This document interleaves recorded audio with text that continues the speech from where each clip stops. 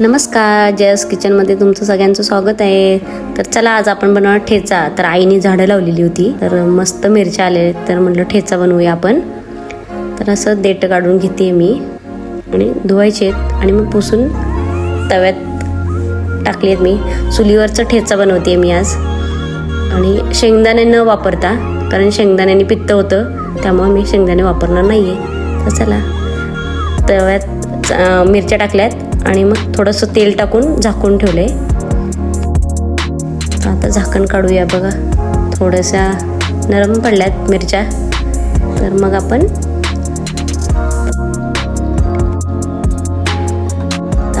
Tomato टाकणार आहोत, लसूण आणि खडा मीठ टाकणार आहे. हां, जाडं आहे मीठ. चांगलं हलवून घ्यायचं आहे आणि मग थोडंसं अजून तेल टाका आणि मग त्यानंतर झाकून ठेवायचे. छान झाकून ठेवल्यावर कसं भारी झालं आहे. आता आपण मस्त ठेचा आणि भाकरी बनवणार आहे ना,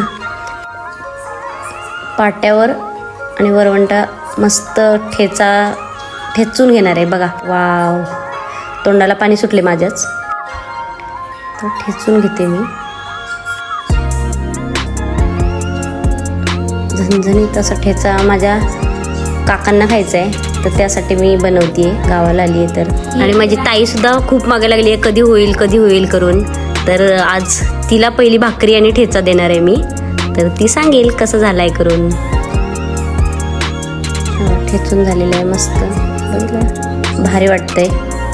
आता माझी वहिनी भाकरी टाकते आहे, तर मी म्हटलं एक थापा मस्त भाकरी मोठी. आणि वहिनी अशी मस्त भाकरी बनवते आहे.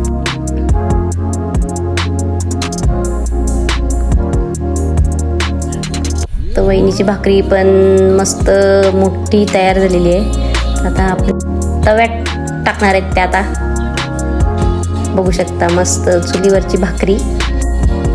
पाणी लावून घेणार आहेत आता त्या.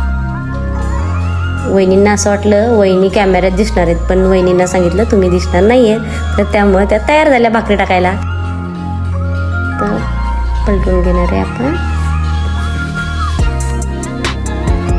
भाकरी मस्त तयार झाली आहे चुलीवरची.